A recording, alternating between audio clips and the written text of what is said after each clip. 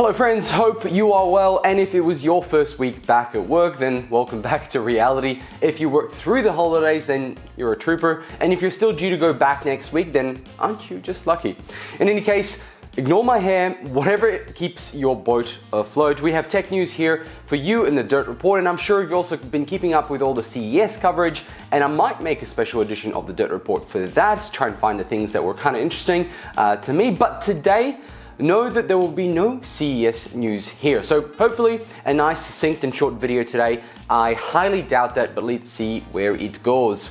First up, we have NBN Co. Actually, all three topics are about NBN Co. and fairly related. So that's not your jam or toast, then tap that like button just to spite me, and remember to subscribe if you like this sort of news content. So let's get into it. NBN Co. is setting up free Wi-Fi internet services in bushfire evacuation centres in New South Wales and Victoria this week. Last week, they brought in their Sky Muster trucks to relieve people quickly and provide some semblance of connectivity, but that's not a long-term solution by any stretch. And well, long-term in terms of what's needed here. The 12 sites should be live right now, with 5 more being added over the next few days. And that's a really good thing about wireless internet. With a power, a pole and a technician, you can connect to the NBN from anywhere in Australia, well, within reason, I suppose. The ability to deploy the wireless internet in regional areas so quickly is the real benefit of it. Performance-wise, in these situations it doesn't really matter, but when you're at home trying to stream entertainment and play games, it actually might. I expect the fires to affect many services. NBN Co. might come out and say that it has found damage to their wired services to the point of setting back their rollout plan by months or years. That's fair enough. Burnout wires are much more difficult to fix than adding new wireless antennas on a home. As long as we can get electricity to the areas affected, we should be okay. However, as fires are merging to make bigger fires at this moment in time this weekend, there is no actual end in sight, and this is one of the last things on people's minds, to be honest. And here's what NBN Co. said on their Facebook post this week. We understand the importance of internet connectivity for local communities at this time. We have now installed SkyMust satellite dishes at 12 evacuation centres in New South Wales and Victoria, which are currently offering free Wi-Fi. Additional services will be installed at 5 new locations tomorrow. We'd like to thank the installers who have been working tirelessly over the last few days. Sam, pictured below, is one of the many installers who has been working to connect evacuation centres across multiple states. They have played a critical role in helping us deliver temporary internet access to those communities. Andy Penn from Telstra also chimed in and said, from Monday 6th January until further notice, we are making our payphone network around the country available to provide free local, national and standard mobile calls. Communication Minister Paul Fletcher commented at the work of the telcos in this crisis. Here's what he had to say.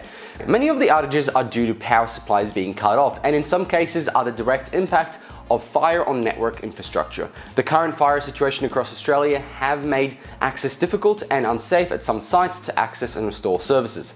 As and when it is safe for our technicians to access infrastructure sites, restoration work is getting underway. The extent of fire impact to power and communication infrastructure in some regions means work to repair and rebuild will be ongoing. In any case, well done to NBN Co. for stepping up and providing these services all for free, including every other service and telco who was involved, even Telstra. Let's move on to our second topic of this video. This one is all about Vodafone and their desire to make money from a service called NBN. What? Well, they got in touch with a company called CIE, Centre for International Economics. The CIE, on the request of Vodafone, wrote a short story, a heartfelt story of a little company navigating the dangerous world of laws and legislations of the telecommunication industry. It is called A Hypothetical Story of One Business Struggling to Navigate the Telecommunication Tax and Subsidy Schemes. I'm not joking. Even the serial adulterer Ronald Dahl couldn't have written it any better. I will link the report below. You can have a read yourself. It's quite lengthy. Quite a nice short story. So what's the CIE? Well, it's not the dumb brother of the CIA, not at all. The Centre for International Economics is a private economic research agency that provides professional, independent and timely analysis of international and domestic events and policies. So what issue does Vodafone have with NBN Co? Well, you see, Vodafone Australia claims high-value NBN connections are in no way profitable enough to cross-subsidise uncommercial parts of the rollout, and that a proposed broadband tax won't address the issue.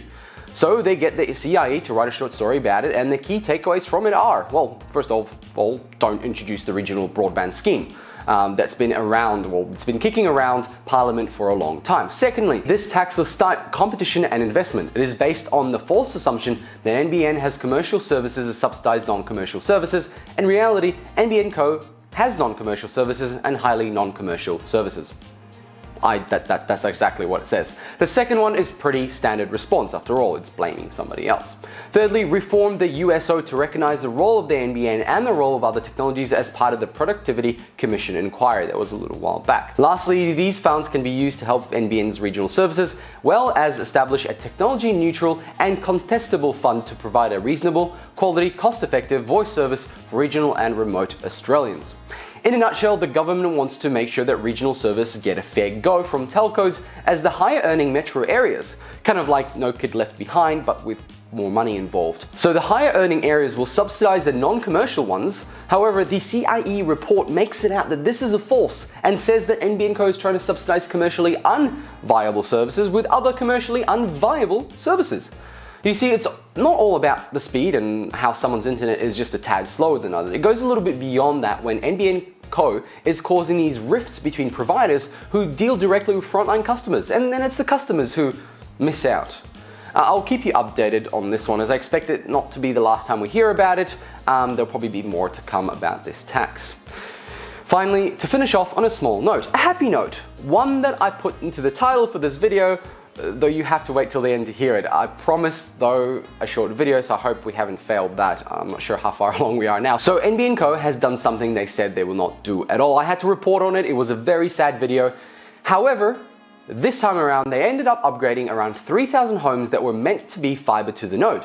And what sort of upgrade, you may ask? Well, it's not fiber to the curb and it's not HFC or satellite. They went full Monty and installed fiber to the home. All this is done, of course, to meet the requirement statements of expectation with the minimum speeds that the government has set out. I get a few comments here and there about why does anybody care about speeds? It's better than ADSL. Well, let me tell you why you should care.